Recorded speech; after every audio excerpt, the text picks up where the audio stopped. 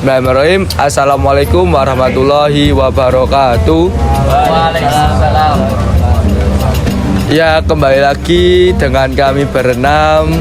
Kami di sini akan berpodcast, berbicara tentang Ibnul Khaldun di Gazebo Lab Kimia. Kami di sini berenam. Yang pertama ada Saya sendiri Muhammad Amris Maulana. Saya Belta. saya M. Syahrul Imam. Saya Elsa Pramudiansyah. Saya Yoga Firmansyah. Dan saya Alif Raihan Fadila. Ya, sesuai tadi yang saya bicarakan, kita di sini akan membicarakan tentang Ibnu Khaldun. Saya memiliki beberapa pertanyaan yang tentunya nanti akan kita tujukan kepada 5 orang di depan ini. Yang pertama saya akan bertanya nama dari Ibnu Khaldun itu sendiri. Siapa nama Ibnu Khaldun, Mas Belta? Nama dari Ibnu Khaldun ialah Waliuddin Abdurrahman bin Muhammad bin Muhammad bin Muhammad bin Muhammad bin Hasan bin Jabir bin Muhammad bin Abdurrahman bin Khaldun. Ya, menurut teman-teman mesti ada yang tanya kok, kenapa disebut Muhammadnya itu berapa banyak di sini? Kenapa kok disebut banyak sekali Muhammad? Menurut Mas Belta sendiri, di situ ada berapa kali penyebutan Muhammad? Kayaknya di sini ada 5 kali, Mas. Oh, 5 kali ya. Kalau menurut moderator sendiri ya, itu kenapa kok Muhammad terus? Karena bin-nya itu terdapat Muhammad ya. Kemudian tentunya kita akan membahas tentang lahir dan wafatnya. Lahirnya Ibnu Khaldun itu kapan, Mas? Lahirnya Ibnu Khaldun itu di Tunisia, Afrika Utara pada 1 Ramadan, Mas. Tepatnya pada tahun 732 Hijriah atau 27 Mei 1332 Masehi. Ya, kalau kita berbicara tentang lahir masih ada kebalikannya, yaitu wafatnya. Wafatnya itu kapan, Mas? Wafatnya itu di Kairo pada 25 Ramadan 808 Hijriah atau 19 Maret 1406 Masehi. Ya, kemudian setelah kita bicara tentang biografinya Ibnu Khaldun, kita ke jenjang pendidikan. Ibnu Khaldun tuh masa pendidikannya gimana gitu loh. Nah, kita masa pendidikan ini ahlinya pada Mbak Elsa. Kita tanya tentang pendidikan pada Mbak Elsa ya. Menurut Mbak Elsa, pendidikannya Ibnu Khaldun tuh bagaimana dan di mana? Apakah bagaimana dia berpendidik? Di mana dia menempuh ilmu? Menurut Mbak Elsa itu di mana? Ini dijelasin secara singkat aja Ya, yang saya ketahui. Oke, jadi pendidikan Ibnu Khaldun ini beliau menempuh di Tunisia dalam jangka waktu 18 tahun. Kemudian beliau menimba berbagai ilmu dari guru-guru yang terkenal pada masanya dan di bidang masing-masing. Dan menurut Ibnu Khaldun sendiri, Al-Quran ialah sebagai pendidikan awal menjadi landasan konsep Islam. Gitu. Oke, tadi itu menurut Mbak Elsa singkat, tapi nggak singkat ya. Tentu saya punya pertanyaan ya. Menurut Mbak Elsa itu pendidikan pada zaman Ibnu Khaldun sama pendidikan zaman sekarang itu bagaimana? Menurut saya pendidikan di masa Ibnu Khaldun sama sekarang itu berbeda. Soalnya kalau di masa Ibnu Khaldun itu mencari guru-guru yang ahli di bidangnya masing-masing. Terus kalau di masa sekarang, masa modern, tentu udah banyak teknologi yang canggih. Jadi bisa mencari di media sosial pun juga banyak, di internet dan segala macam. Oke, jadi masalah pendidikan sudah clear, kita tanya-tanya ke Mbak Elsa. Kemudian setelah dia berpendidik mesti dia memiliki karya. Karyanya itu apa aja sih? Nah, tentu kita mau tanya ke ini ahli banget ini tentang karya-karya Ibnu Khaldun. Dia sudah fasih dalam memahami karya-karya Ibnu Khaldun. Kita tanya langsung kepada Mas Amris. Mas Amris, silakan. Ya. Untuk karya-karyanya yaitu salah satunya Al-Ibar, terdiri dari sekitar 7 bab yang membahas tentang peradaban umat manusia, kebudayaan-kebudayaannya, terus kerajaan-kerajaan, dinasti, ilmu pengetahuan, ya, dan suku-suku suatu bangsa. Oke, jadi itu ya tadi ya karya-karyanya meliputi tadi yang saya cerna, ada dinasti, kerajaan, dan lain sebagainya lah ya. Kemudian setelah berpendidikan, dia mengamalkan di pendidikannya yaitu di politik. Nah ini seru ini bagian politik ini. Ini ahlinya Mas Alif. Dia ahli banget tentang politik. Tentunya kita mau tanya ke Mas Alif ya. Pada masa Ibnu Khaldun tuh politiknya tuh gimana sih Mas Alif? Oke, kalau dari keadaan politik di zaman Ibnu Khaldun itu, Ibnu Khaldun kan hidup pada abad ke-14 Masehi atau abad ke-8 Hijriah ya. Di masa itu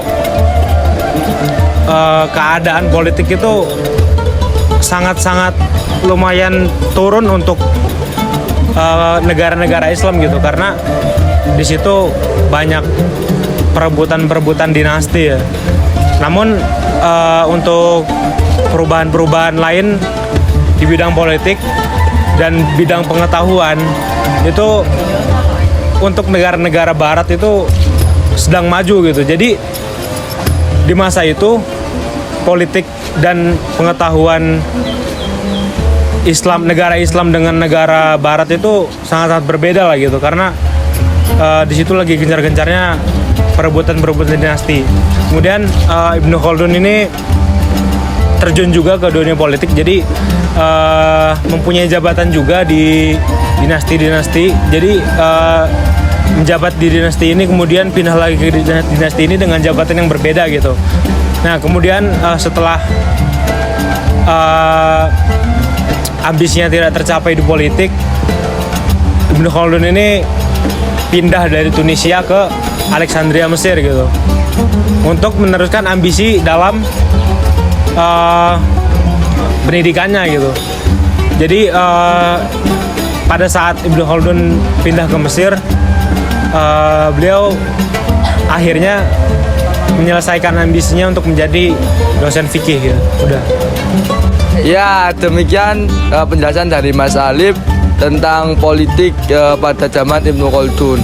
Jadi politiknya dulu pada zamannya Ibnu Khaldun tuh, Ibnu Khaldun masih mengalami yaitu perebutan dinasti, dan Ibnu Khaldun juga pernah memimpin suatu dinasti. Nah kemudian kita bertanya kepada Mas Yoga, menurut Mas Yoga itu politiknya zamannya Ibnu Khaldun bagaimana? Mungkin ada tambahan mungkin dari Mas Alif, ada yang kurang apa bagaimana? Atau ingin melengkapi gimana sih menurut Mas Yoga itu? Menurut saya sendiri, di sini saya akan menjelaskan tentang sejarah ilmu Khaldun di bidang politik. Ibnu Khaldun sendiri itu hidup di abad 14 Masehi atau 8 Hijriah. Pada abad ini merupakan abad histori pembukaan histori besar, diantaranya itu perubahan pemikiran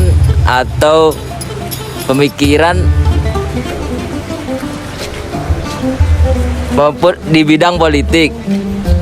Selanjutnya, setelah berkarir politik, Ibnu Khaldun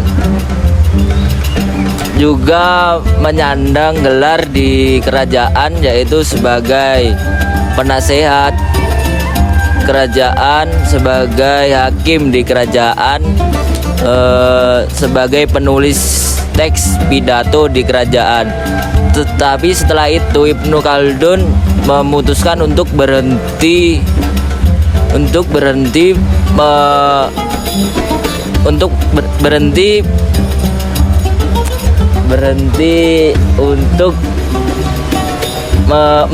menggeluti di bidang politik karena tidak bisa menjalankan tugas-tugas dari rajanya. Oke, cakep.